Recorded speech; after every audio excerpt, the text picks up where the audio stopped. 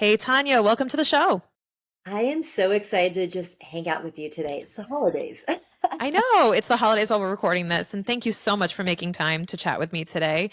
But Tanya, for those who don't know you, could you just introduce yourself real quick to the folks listening? Yes, I am a personal stylist. I help people level up and try to find a style that feels really good to them and helps them achieve their goals. Fantastic. And style has so many meanings. What does style actually mean to you? Style really, to me, means a reflection of your body, your life, and what you want for yourself. So it's like this delicate mix of those three things to really create something that's authentic to you. Right. And how you do that is through primarily like the clothes we wear, right? It's the clothes you wear. You know what? I dive in really deep with my clients. I've been doing this for 14 years. So I get to really know people and help them make decisions. Yeah, it has a lot to do with how you want to live your life and decisions you make in general. And I think that when people associate with like a stylist or with style, you know what comes to mind for me growing up as kind of like a, I say mid millennial, not elder millennial. I'm not going that far. But I remember like my introduction to style being those TV shows on like E and Bravo. And they would be like Carson Kressley or one of those guys in Queer Eye or whatever, nitpicking Mhm. stuff. Or I remember an association with clothing with here's everything wrong and here's what you're not doing or here's everything that looks bad on you. And I remember learning more about that than learning the other side. Do you relate to that? Have you seen that before where people kind of have this negative association with style or clothing or put a lot of pressure on it? Yes. And people sometimes, even up to now, people get intimidated working with me and they're like, oh my gosh, I could not sleep last night because I was thinking about our appointment the next day because they're scared that I'm going to go in, get a trash bag, literally dump everything and say, you don't look good. You did everything wrong. Now we got to change it. And that is not what it's about. It Yeah. really is, depending on the client, too. There's clients that immediately they're ready for change and some you have to take baby steps, so it really is depending on their personality and the goals that they have for themselves, but it's not like that at all. Exactly. And we were talking about this a little bit before we hit record too. And my evolution of personal style in the last couple of years has been basically joggers and hoodies. And I remember I was talking to you about this and I feel like especially business owners, and especially folks who have a digital presence, which is what we're talking about today, is business owners will go through this evolution where I think that we all, especially those of us who worked corporate jobs before COVID and then left and transitioned to our own businesses. This was a big chance for that to happen. And now we have this new, like we had a dress code before, right? Or we had rules to follow, or we had some type of structure. And then there were no rules. We could wear hoodies all day. We could wear no pants on Zoom, whatever. Yeah. And now I feel like we're coming out the other side. And I think there are a lot of people who are craving some sense of identity in what is my personal style and how I want to be perceived. What advice do you give those people, primarily women, let's say, who are coming out of that era and just want to reach their next evolution as a business owner? I think the first step is going backwards and talking about, what corporate looks like. The suit look, that kind of thing. And you also know that really casual part of like the leggings and sweatpants. So it really is trying to find that in between that works for you. As somebody that works from home primarily, you want something, and I hear this from everyone, no matter what their budget is, no matter what their industry is, the number one thing that people want is comfort, and finding and figuring out what that is for you, yet still being able to step it up.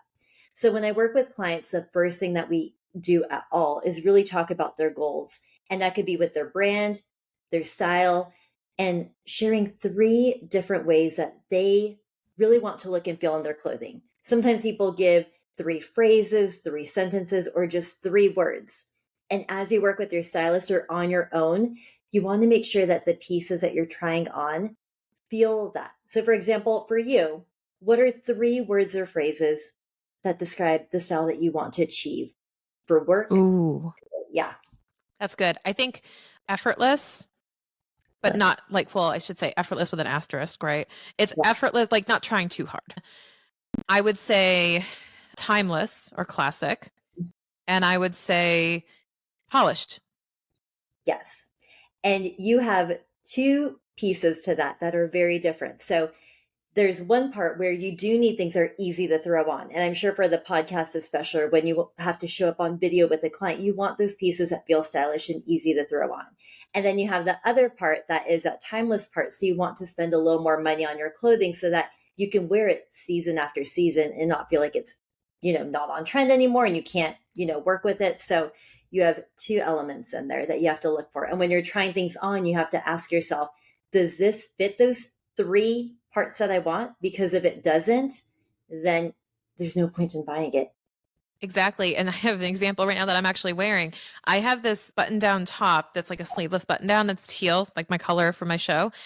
It's from Athleta.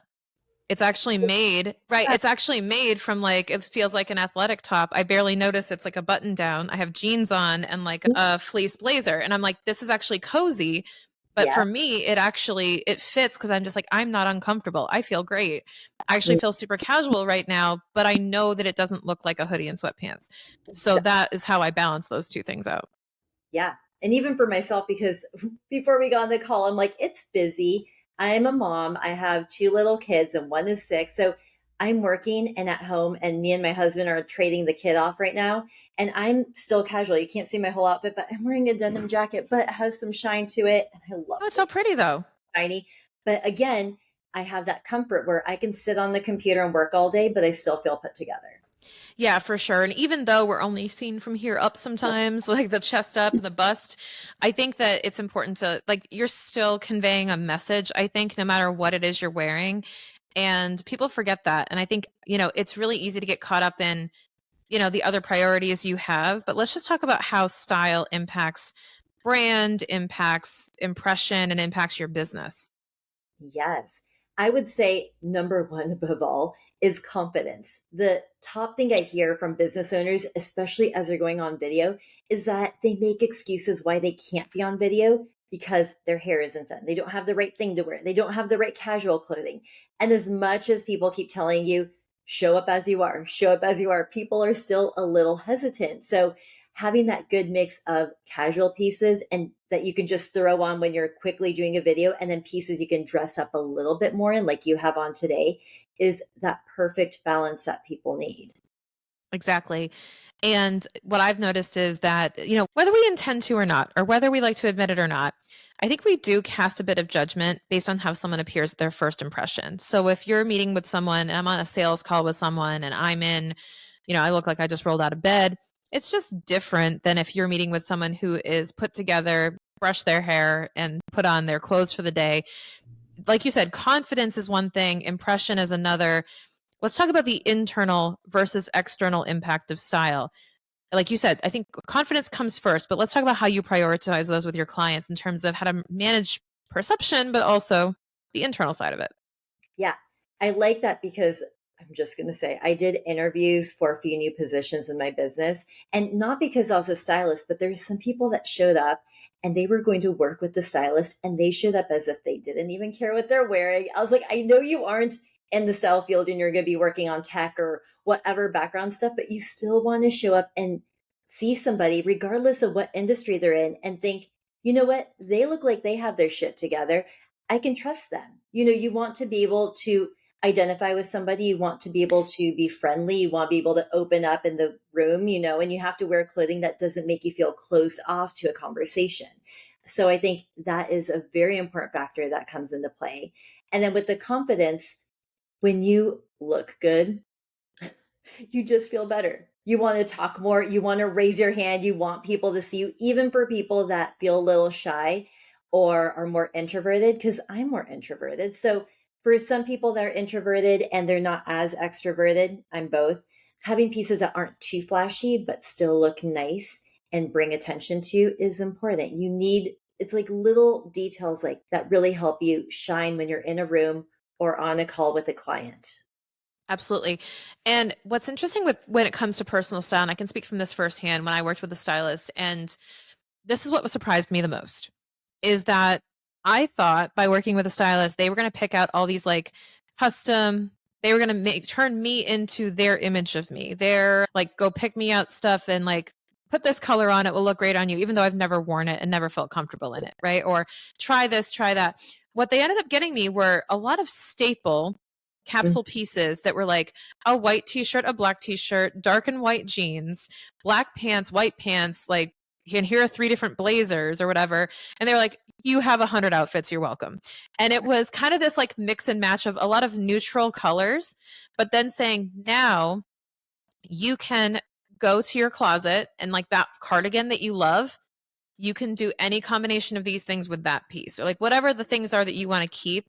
But we had that foundation built of like the simple things. I think people overcomplicate what style turns into, and they just say, oh, it has to be, I have to shine through on everything, but it's not that literal, right, Tannya? No, it's not. And something to note as well, your first couple times working with the stylist, it really is creating a foundation. You Yeah. need a foundation to grow from. If you were working with somebody and they really need a lot of help and you just find all these dramatic things, they're not going to be able to make much use out of it. So having that foundation is good. And then later on, you can start adding in more. And as I don't know how long you've worked with your personal stylist, but when you Yeah. work with the stylist longer term, you start yourself, you start to feel really good in your pieces. And you're like, you know what? I've been wearing everything. Let me expand a little more. What can I do differently now that I stepped into this? How can I level up now? And every time you work with a stylist, you'll find that you want to try something new because you have that good foundation. You're wearing the pieces and you're feeling really good in it. Absolutely. And I think that what compelled me to start that work and to really get involved in this, because this is something that I appreciate, but I admit I've always struggled with, is like applying personal style. It's always been one of those things, it's like, that would be nice to have, but it's never been a priority, right? I feel like you probably see that a lot with the women you work with. But when it comes to business owners and speakers and folks who are going to be, online or on video, can you talk about a few tips that you give them when it comes to rediscovering their personal style, but also some ways that they can get the most out of, building that personal style while they're so in the spotlight or visible? Yes, that's a very important question. And it does depend too on what you're doing. So you talked both about presenters and being on a podcast, which are very different things. If Yeah. you're a presenter, any presenter you talk to, they do want to shine. So it isn't just your everyday capsule wardrobe that you're wearing on stage. You need to wear something that levels you up 2 times what you're doing, but still staying true to you. Whether that's a color, a certain cut to the pieces that you really like and feel good in, if you wear sneakers and you're casual but you want to wear a dress, doing something like that. So you still have to add an element to what you're wearing on stage that still is true to you, so that when people see you on stage, they can still connect with you and know that you're the same person that they've been connecting with. If they follow your podcast, they've been working with you, they want to know that you're still that same person. But of course, you want to shine when you're up there. When you're on podcast episodes, what you wear, like you were talking about, it's all about the top. It's depending again with your personal style. It could be jewelry, it could be colors that tie into your brand, it could be pieces that feel good that you're sitting down wearing. A lot of people right now are moving towards doing podcast episodes and recording it, and some people are doing it all in person, which creates a whole other level of figuring out what to wear. So just a few tips that you can do is you can rent clothing from like Rent the Runway. If you're going to be on a big podcast that you've been looking forward to, you do need to step up your game. If it's for people that you know, a lot of people are doing just that elevated casual look. It is so common right now. All of us want to be comfortable, but again, going back to my example or yours, it could be something shiny with something really casual. With you, it's just the fabrics that feel good against your body. So you're not thinking about your clothing. You're very much able to focus on the conversation you're having and the person in front of you.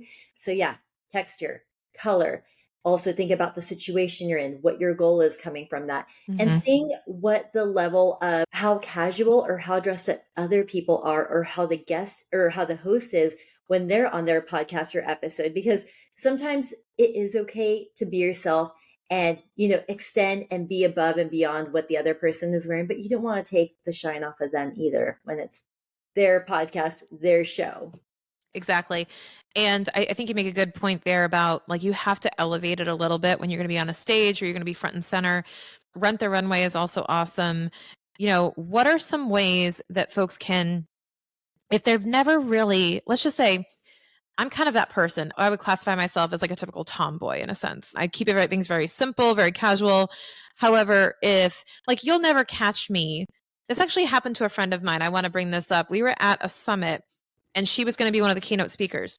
She had a rent the runway shipment sent to her hotel, which you just reacted to, so I want to know why. But she had it sent to her hotel with like three different dresses. Okay. Okay. One of them was like a bright, sparkly, sequensy, you know what I'm talking about, like one of these like dresses. Mhm. And she was like, you know what? I thought like I had to wear something like this because you've seen this done before on other stages. She's like, I really thought I had to like do something like that. But she goes, I put it on and I never felt less like myself. Yep. And I just didn't feel right in it. And she went with like almost the same dress she wore to dinner the night before. It was beautiful and it was still memorable, but it was like, it was just interesting because she's actually told the story on stage and she said, you always have to like reconnect to what actually makes sense because there's the expectation people have or what other people are doing. And then Mhm. there's you. What was your reaction to that? My reaction was ordering something to the hotel right before presentation and not knowing if it's going to fit sucks because then was with things from your suitcase or having to have somebody run to the store and get you something. So that is a big no when you're Yes. going to be going out a presentation. I highly recommend, as busy as you are, plan ahead, get a stylist, do whatever you have to do ahead of time because you want to concentrate on your presentation and not have to worry. I know that happens a lot though. A lot of Yeah. people, right before they do something, they're trying to get it together at the end, which is why I react. I'm like, oh no.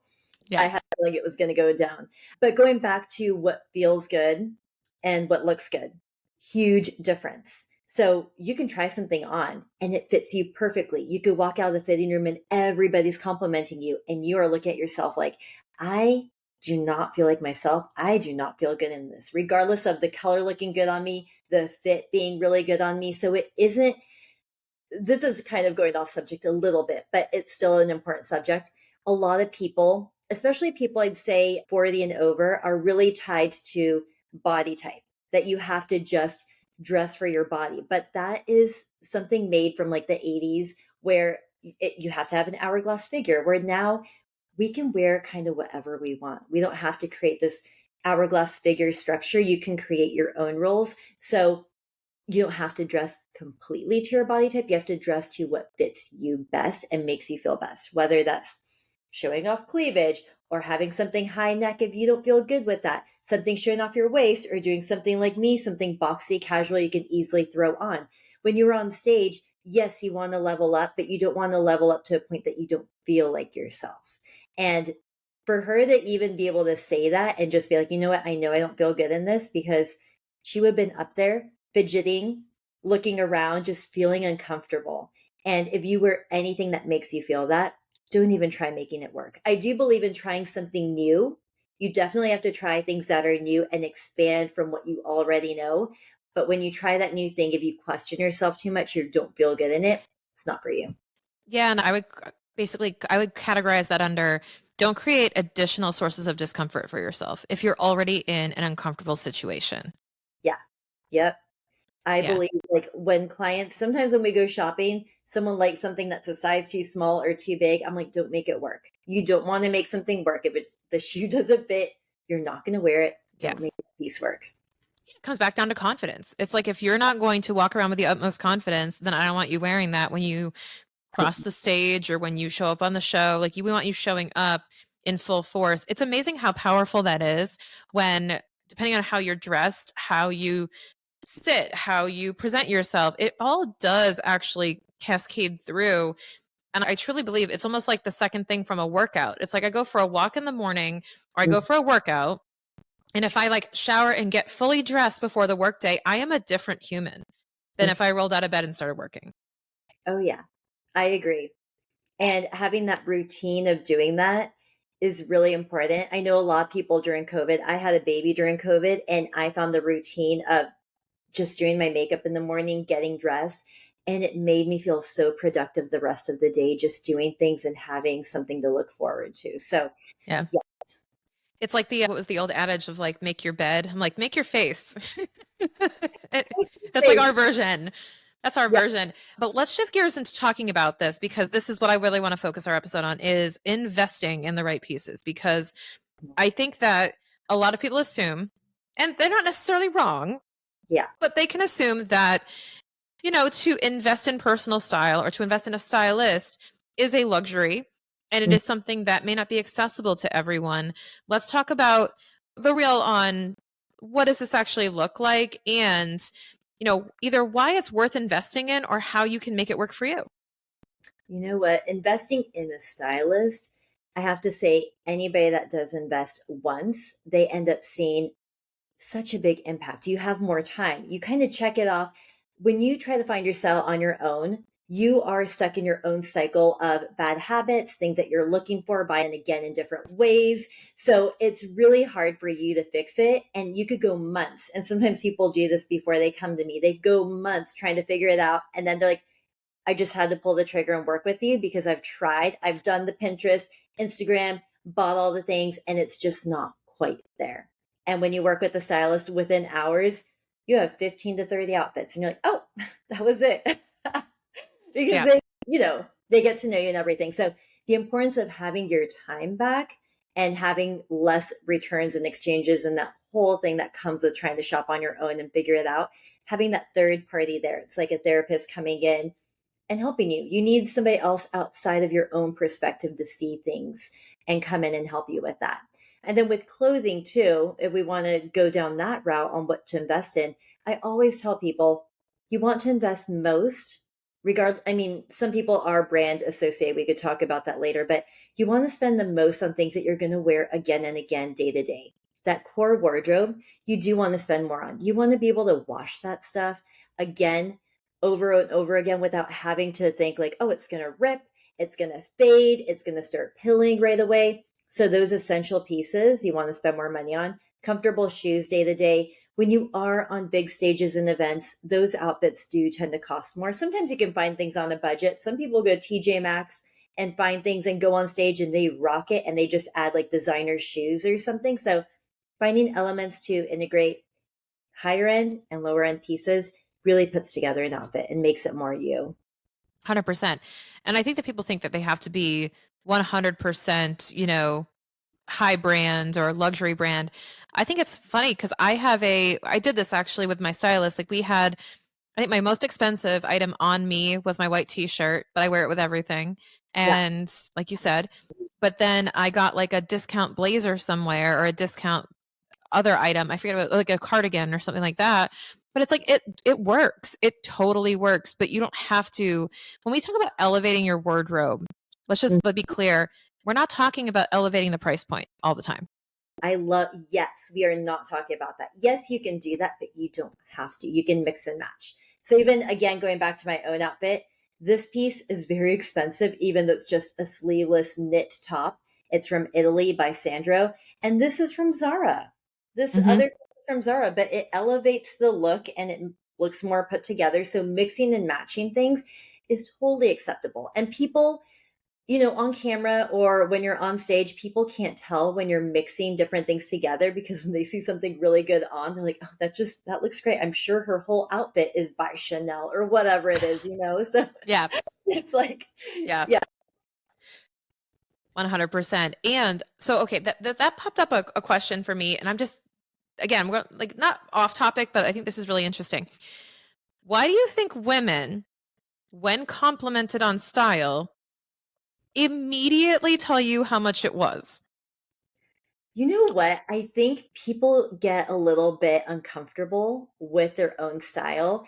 And they're like, I don't want to put myself up too much. Like, oh, I got this Chanel piece on a deal at this discount store. I drove Yeah. out to find it. It was only $2,000. I did not pay the 20,000. I think women sometimes get uncomfortable with money and talk about how much they spend on themselves. Even working with me, a lot of clients don't necessarily feel open and comfortable telling their friends and family, hey, I work with the stylist. Somebody actually shops for me. Not because they don't like the experience, but they have a little bit of shame on how much they are spending on themselves. Whereas, and it's rare, but some women are like, yes, I put down $10,000 on my outfit, which, you don't hear often, but very rare for somebody to share and feel really good about spending money on clothing. Even though with me they get excited like, "Oh, I just bought my first designer piece after working with you with all through all these years and now I have that designer piece because, you know, I got to that level in my style." But that's a really good question.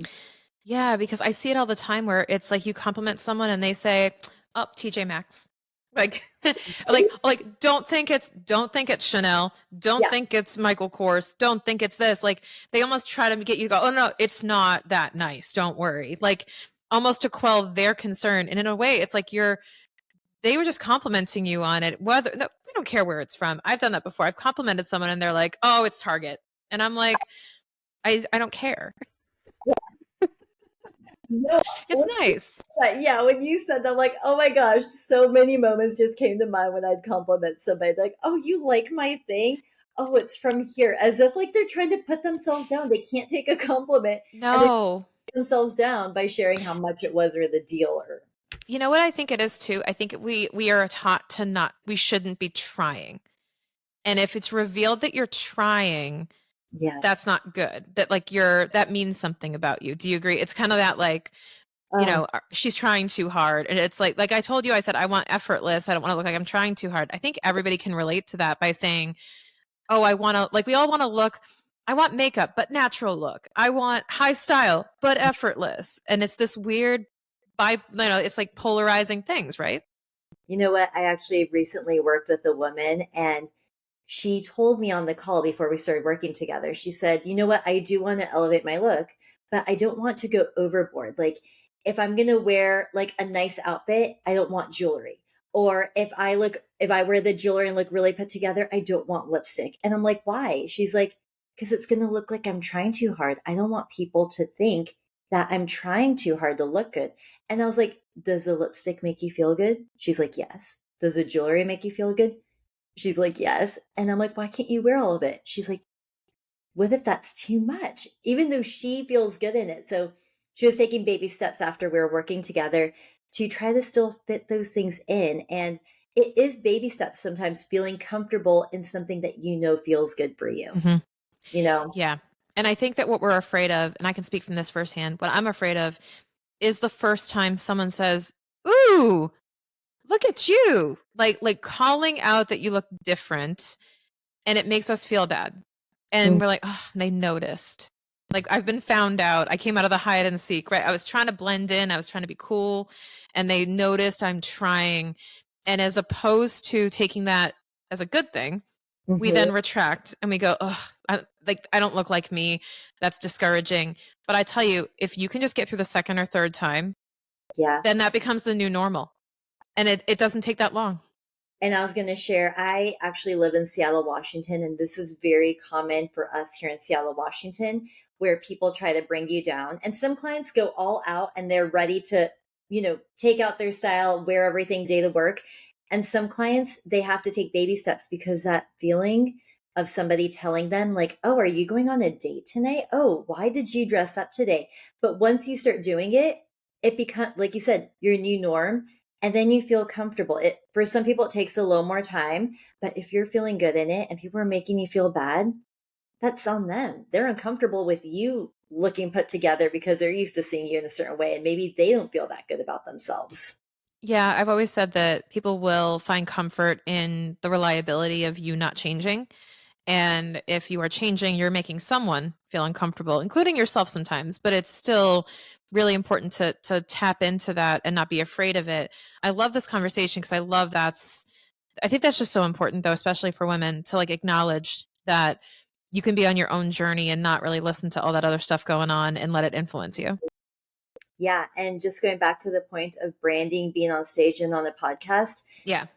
when you're expanding on your style, there are moments where it might feel a little uncomfortable. Like you might feel good, yet still feel a little uncomfortable. But I tell people sometimes just try it out. It's worth trying things out and seeing how you feel. I tell them, put that piece out on a test run, see how you feel. If you still don't feel good, of course, don't wear it. But because something is different, it doesn't mean you shouldn't try it. Yeah, I completely agree with that. And even then, you can create a pattern of trying new things. Mm. So, if you're trying new things frequently, then people will come to expect that you're trying new things, and some things will land, some things won't. But The more you Mhm. iterate, the closer you're going to get to finding what actually works for you. Yeah. So don't be afraid to try new things and be uncomfortable. I always tell people that new is sometimes scary. Yes, new is scary, change is scary, and it's built that way.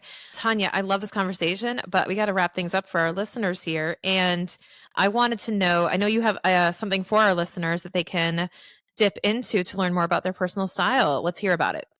If you go to myclosetedit.com, the link is going to be in the show notes. On that homepage, you can take a style quiz and it will tell you your style personality and give you a board to shop from based on your style personality and tell you a little more about yourself and some stores that you can check out. Amazing, guys. I am going to take that quiz and I'm going to post what I got. I want to see how good Tannya can guess my personal style. No, I think that's super fun. I think that's always fun, especially for women, I would say too, for us to tap into that and get inspired. Tannya, thank you so much for coming on the show today. Where can people find out more about you and what you do? Instagram, I love hanging out there. My personal is Tannya B Style. That's Tanya B Style, or at thecloset.edit on Instagram. Amazing. Tannya, thank you so much for joining me today. Thank you.